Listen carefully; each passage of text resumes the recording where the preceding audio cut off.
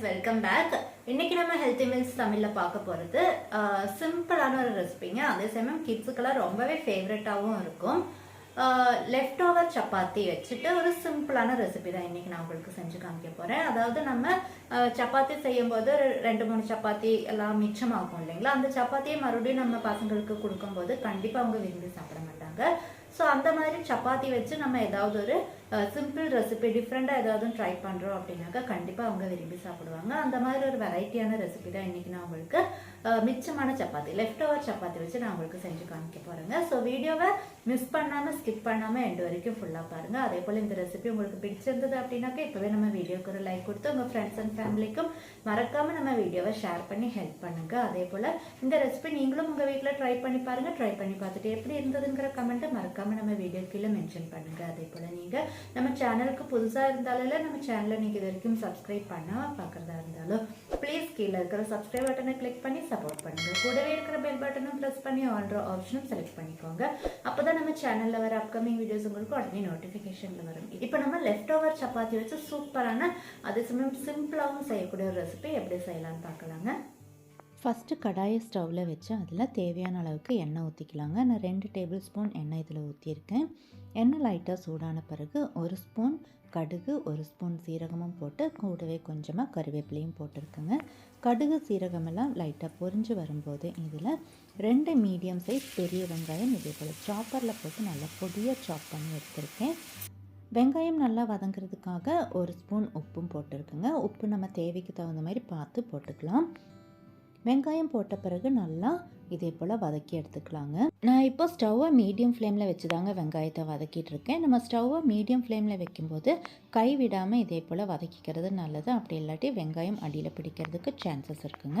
வெங்காயம்லாம் நல்ல ஓரளவுக்கு வதங்கி வந்த பிறகு இப்போ இதில் 1 ஸ்பூன் ஜிஞ்சர் கார்லிக் பேஸ்ட்டும் ஆட் பண்ணியிருக்கேங்க. ஜிஞ்சர் கார்லிக் பேஸ்ட்டும் ஆட் பண்ண பிறகு இதே போல் அதோட பச்சை ஸ்மெல் போகிற வரைக்கும் கை விடாமல் நல்லா இதே போல் வதக்கி எடுத்துக்கலாம். இப்போ இதில் தேவையான மசாலா ஆட் பண்ணிக்கலாங்க. 1 ஸ்பூன் மிளகாத்தூள், 1/2 ஸ்பூன் மஞ்சத்தூள், 1 ஸ்பூன் மல்லித்தூள். இவ்வளோ தாங்க நமக்கு தேவையான மசாலா எல்லாம் போட்டாச்சு. மசாலா எல்லாம் போட்ட பிறகு ஸ்டவ்வை கம்ப்ளீட்டாக லோ ஃப்ளேமில் வச்சு வதக்கிறது தாங்க நல்லது.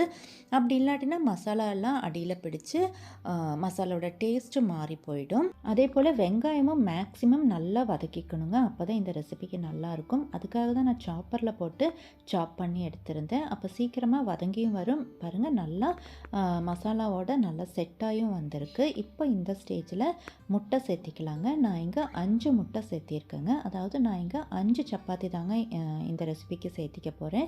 ஸோ 5 சப்பாத்திக்கு நான் 5 முட்டையும் எடுத்திருக்கேன். முட்டை போட்ட உடனே நம்ம மிக்ஸ் பண்ணக்கூடாதுங்க. ஒரு 30 செகண்ட்ஸ் அப்படியே விட்டுடணும்.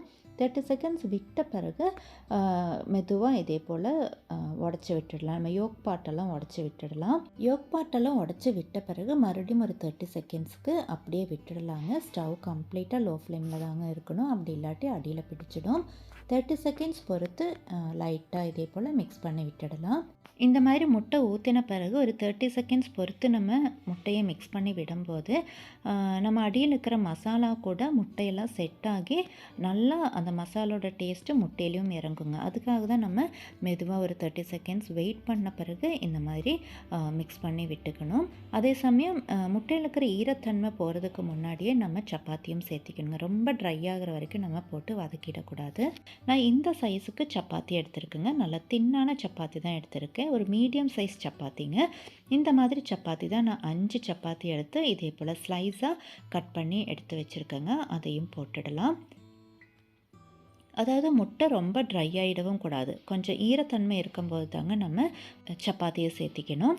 சப்பாத்தியும் சேர்த்தின பிறகு ஸ்டவ் லோ ஃப்ளேம்லேயே வச்சு இதே போல் கைவிடாமல் மிக்ஸ் பண்ணிக்கலாங்க. நல்லா இதே போல் சப்பாத்தி முட்டையெல்லாம் பாருங்கள் சூப்பராக செட் ஆகி வந்திருக்கு.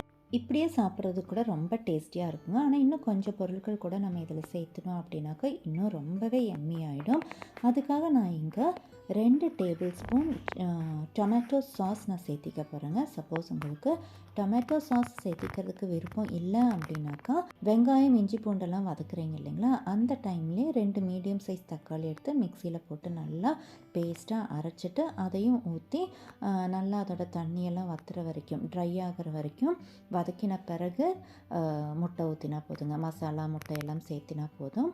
அது ஒரு ஆப்ஷன் தாங்க. அப்படி இல்லை அப்படின்னாக்கா இந்த மாதிரி டொமேட்டோ சாஸ் கூட 2 டேபிள் ஸ்பூன் சேர்த்திக்கலாம். ரொம்ப நல்லாயிருக்கும். அதாவது சில டைம் நம்ம சப்பாத்தி பண்ணும்போது ஒரு 4-5 எண்ணம் எக்ஸ்ட்ரா மிஞ்சி போயிடும் இல்லைங்களா, அந்த மாதிரி மீதமான சப்பாத்தியை நம்ம மறுபடியும் சப்பாத்தியாகவே கொடுத்தாக்கா கண்டிப்பாக நம்ம வீட்டில் உள்ளவங்க விரும்பி சாப்பிட மாட்டாங்க. அதுக்கு பதிலாக இந்த மாதிரி ஏதாவது ஒரு வெரைட்டியான ரெசிபி செஞ்சு கொடுத்தோம் அப்படின்னாக்கா எல்லாருமே விரும்பி சாப்பிடுவாங்க.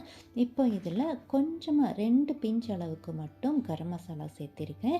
அது கூட கொஞ்சம் மல்லி இலையும் போட்டு நல்லா மிக்ஸ் பண்ணிடலாங்க.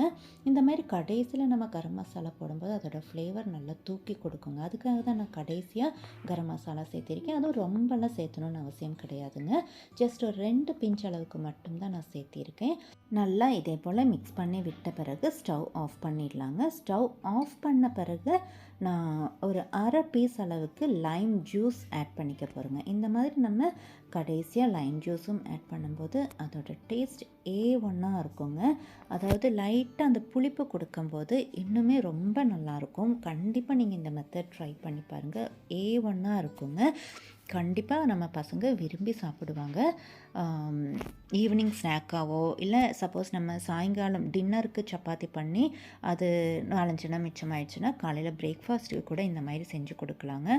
கண்டிப்பாக பசங்க விரும்பி சாப்பிடுவாங்க. அப்படி இல்லை லஞ்ச் பாக்ஸுக்கு கூட இது சூப்பராக இருக்குங்க. ஸோ நீங்களும் கண்டிப்பாக இந்த மெத்தடில் ட்ரை பண்ணி பாருங்கள். ட்ரை பண்ணி பார்த்துட்டு எப்படி இருந்ததுங்கிற கமெண்ட்டை மறக்காமல் நம்ம வீடியோ கீழே மென்ஷன் பண்ணுங்கள். இதே போல் நல்ல ஒரு ரெசிபியோட அடுத்த வீடியோவில் பார்க்கலாங்க. தேங்க்யூ ஃபார் வாட்சிங்.